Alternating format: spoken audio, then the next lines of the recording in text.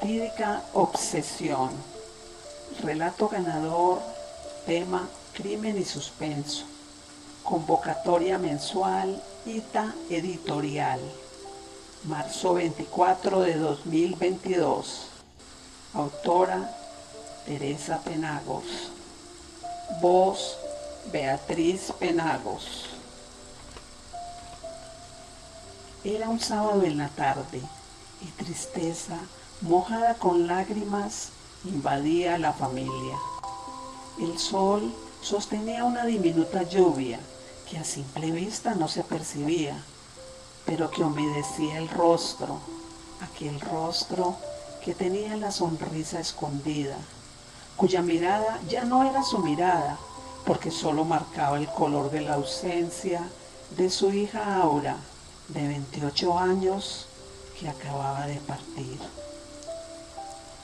Aura significa viento suave y apacible, al igual que la brisa, elementos que ella amaba y que harán que se le recuerde por siempre. Su tez era blanca y resaltaba el color miel de sus ojos, donde se podía ver perfectamente el infinito. Estatura media, sus piernas largas y bien torneadas eran su orgullo. Practicaba deportes al aire libre. Le gustaba escribir poemas al amor, a veces como pidiendo su galán, otras veces escribía enloquecida, con la sensación que le daba el sonido de la lluvia al caer sobre el prado o en las hojas de los árboles. En todo, ella sentía y vivía un poema. Obtuvo su grado universitario y siempre, llena de entusiasmo, aceptaba toda cuanta escasa oportunidad que se le presentaba al querer laborar como profesional. La misma actitud asumía frente a las amistades y el amor. De vez en cuando, la desazón interior aparecía ante el atroz choque interior entre su inspiración y su empleo de contadora, entre escribir poemas y calcular números. Otras veces, en su soledad se sentía titánica y creía que todo lo iba a vencer, así fuera que las cosas no se le presentaran del color que ella las soñaba y las planeaba. El barrio donde vivía era popular, muy arriba de una ladera. Sus calles eran algo estrechas, con largas escalas que unían al barrio con la vía principal. En su entorno había árboles frutales en los cuales, cuando era niña, apostaba con los demás niños a quién llegaría primero, trepando al copo del árbol de mangos más alto en la época de cosecha. Siempre llegaba de segunda, pues su hermano Pedro, un poco mayor que ella, era el eterno acreedor del premio mayor, que consistía en comerse y saborear él solo el mango más grande y maduro. Formaban un buen equipo contra todo y contra todos. Su familia estaba constituida por abuela materna, padre, madre y 5 hermanos. Eran de costumbres antiguas, rezar el rosario todos los días a las 6 de la tarde. A las 9 de la noche servían la merienda con chocolate acanelado y 1 o 2 tostadas. Iban todos a misa cada domingo y se confesaban y comulgaban cada primer viernes. A Pedro lo bautizaron con ese nombre en honor a San Pedro, ya que nació el 29 de junio, día de celebración de dicho santo. Ellos en su infancia compartían todo, además de los juegos y maldades, a los hermanitos y a su abuela, quien solo expresaba un bendito sea mi Dios. Estos muchachitos tan necios, y con su paso lento y sobando su cabeza blanca, se dirigía a su habitación.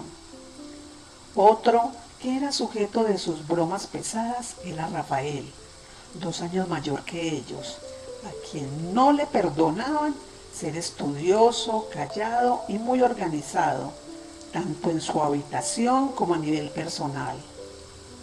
Él sabía las horas en las que podía quejarse ante la mamá sin que ellos se dieran cuenta, porque le iba peor.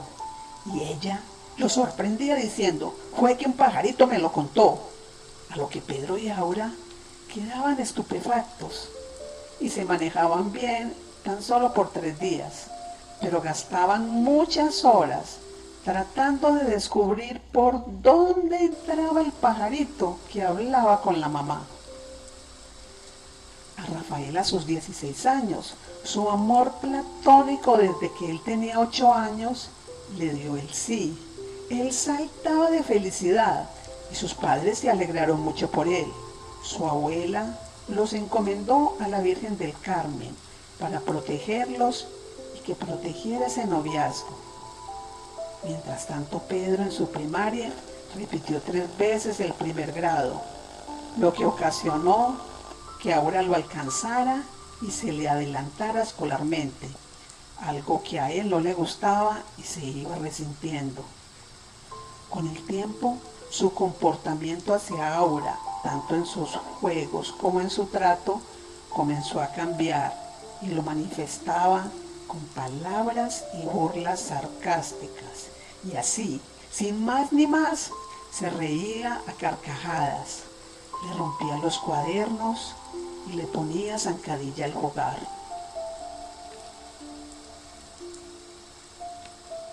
Actitud que la mamá nunca antes había visto en él. Ella entró en preocupación, sin embargo, daba tiempo al tiempo, lo observaba y no le perdía de vista, pero ante sus obligaciones caseras se desentendió. No hubo problemas en el parto de Pedro, pero sí se demoró para nacer varios días más después del cumplimiento de los 9 meses. Su cráneo era algo blando y la única manera de que su organismo de bebé tolerara cualquier clase de leche era cuando le agregaban limón. No hubo ningún problema motriz, pero sí de aprendizaje y de hablar claro. Después de una operación a sus 6 años, se le logró entender. Con Aura solo pasaba en sus estudios que su necedad y rebeldía fueron un problema. Al parecer, fue una incomprendida hiperactiva. De alguna manera, Pedro se fue resintiendo al ver que Aura obtuvo su grado universitario al igual que sus otros hermanos, pues él no tuvo la misma capacidad intelectual que ellos. Entonces, empezó a trabajar muy joven y con sus ahorros compró su taxi, con el que laboró muchos años. Su alto nivel de descontento con la familia, y en especial hacia Aura, lo desahogaba cada 8 días en los bares y cantinas. Pero llegó el momento en que su cerebro se descontroló y solo encontró quietud al tomar sus pastillas psiquiátricas recetadas en el sanatorio mental, acompañadas de una prohibición total de ingerir licor. Jaime, su mejor amigo, tratando de proporcionarle otra clase de desahogo, lo indujo a practicar el vudú en contra de Aura, hecho que lo hacía sentir muy seguro de sí mismo ante la familia y amistades. Dice el común de la gente que con esta práctica se puede llegar a tomar la voluntad de la otra persona y si quieren le pueden quitar la vida, y al parecer Pedro manipulaba a su antojo los caminos de Aura. Jaime no era atractivo y se metió con esta práctica para atraer a las mujeres bonitas y que fueran adineradas, y la verdad era que le funcionaba. La habitación de Pedro era pequeña y dotada de todos los enseres de una habitación normal. Había un agravante, que él no permitía que nadie entrara, ni siquiera a hacer el aseo.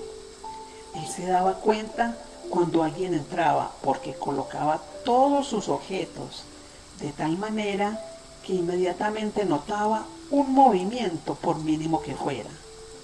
A pesar de ello, Su madre entraba de vez en cuando a revisar, pues ella albergaba una corazonada de que él escondía algo no muy bueno. En cierto momento, ella se dirigió al armario donde él guardaba la ropa en estricto orden y quiso buscar debajo de las cobijas finamente dobladas y encontró una caja pequeña de madera con forma rectangular forrada en gamuza café. No pudo abrirla, pues él guardaba secretamente la llave. Después de mucho llorar, Aura aprendió a sortear las rocas, porque no eran simples piedras las que tenía que saltar en su caminar. Ella soñaba con la diosa Nike, tener sus alas y regresar al Olimpo. Nunca entendió por qué lo escabroso de su destino y lo contradictorio era que ante tanta adversidad su fortaleza crecía y la sostenía para que no desfalleciera, pues siempre sentía que su destino iba en picada. A sus 25 años, una enfermedad desconocida la tomó por sorpresa. Su familia entró en zozobra al saber que no tenía solución, entonces luchaban con ella y por ella. Pero esa debilidad física avanzaba muy lentamente. Al parecer, eran los designios de Pedro para ella, razón suficiente para que a él no le preocupara la salud de Aura, pero sí extrañaban su actitud y supuestamente tampoco le importó su fallecimiento. En el rostro de Aura quedó dibujada la serenidad, tal vez porque la diosa Nike le hizo sus propias alas con pedazos de nube y la acompañó en su vuelo. Después del funeral, Pedro y Jaime, bien temblorosos, le entregaron a la mamá la cajita de gamuza café. Nadie entendió nada, sin embargo, procedieron a abrirla y en el proceso se sintió un fuerte olor a moho. Continuaron abriéndola con mucha desconfianza y vieron cómo el nombre completo de Aura estaba escrito en un viejo papel y sobre él había una cinta negra que lo traspasaba y al lado una llave grande y brillante marcada con las palabras: su destino lo hago yo. Poema de Aura. A veces me hundo en la espesura de mi silencio, queriendo entender lo estéril de mis pasos andados. Entonces la fantasía inunda mis noches y me imagino volando al Olimpo con las preciosas alas de la diosa Nike. Fin.